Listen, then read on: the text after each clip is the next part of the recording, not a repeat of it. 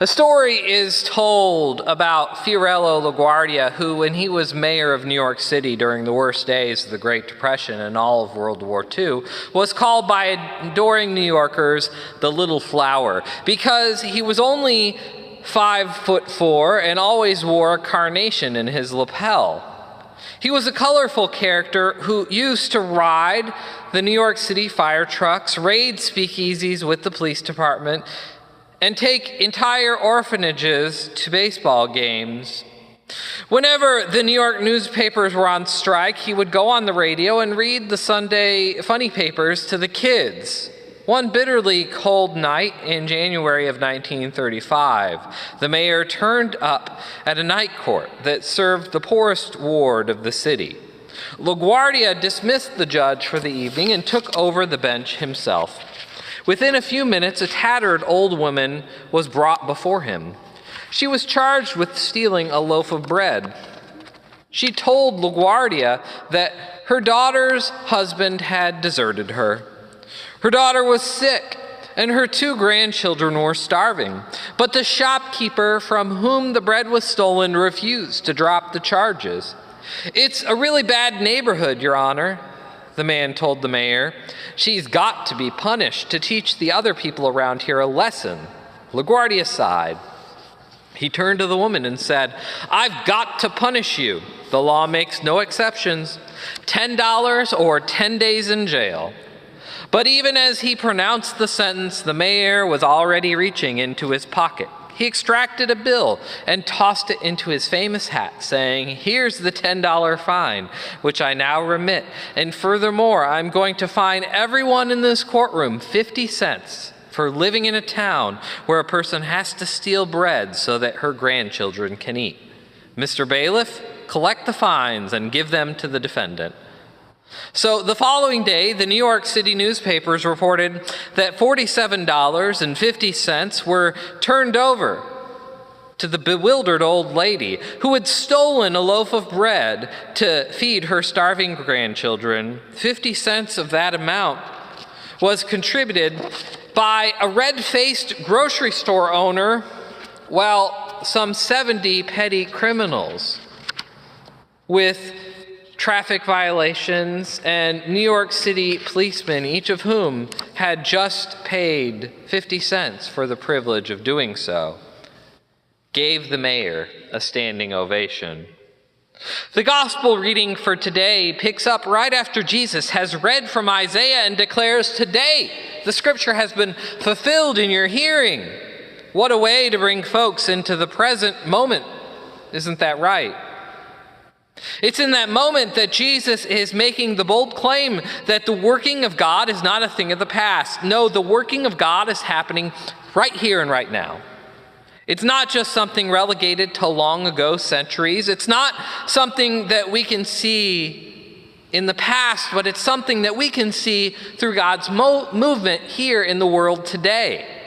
While it may seem as if at first the words that he spoke were accepted and even welcomed, all one has to do is to keep reading to find out that this is not the case. We see that the message of the day for Jesus in these, his first public words, are a message of grace. This is not what the people gathered would have expected.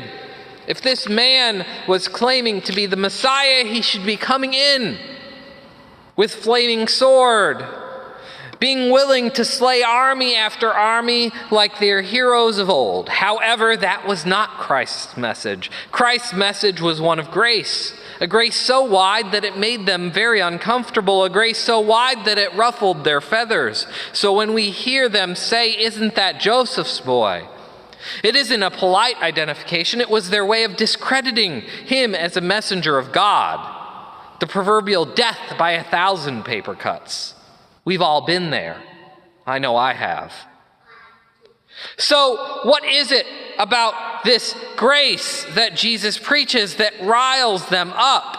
Well, to be specific, it is that he preaches that healing should be given to everyone and not just the favored few. Jesus uses as his example the people that Elijah healed. Groups that would have really set them up to be angry. Sidon was a foreign power that the people in his presence really would have been likely to despise. Then he references Elisha's healing of Naaman when all of Israel was suffering of the same affliction. It would have been equivalent to going to Gainesville, setting up at the corner of University and 13th, and then proceeding to talk about how Bobby Bowden is the greatest coach of all time on a megaphone. It wouldn't have been received that well, would it? Well, if you're going to do that same thing, only saying that Steve Spurrier was the greatest coach of all time, the reception might be a little different. That's like what happened here. The grace that Jesus was preaching was not what they were prepared to see dispensed. His grace was unlike anything that they could possibly fathom. While they would have been happy to have that healing and grace lavished on them and their own families, they were not prepared to see it lavished on those that they did not deem worthy. The people in Jesus' presence had suffered and needed exactly what Jesus was offering to them, and yet they turned a deaf ear, even seeking to discredit the good news. Friends, we are exactly like the people gathered all those years ago. We all too often look at God's grace that's extended to others and sneer. We look at the work of God and think that it's wasted on people who are different than ourselves. Today, we are called to see that we, like each of our neighbors, are simply children of God, resting in the everlasting embrace of a Creator who has given us grace that we do not deserve. Next time you feel that tug of resentment when grace is extended to another, remember all the times that grace has been extended to you. Amen.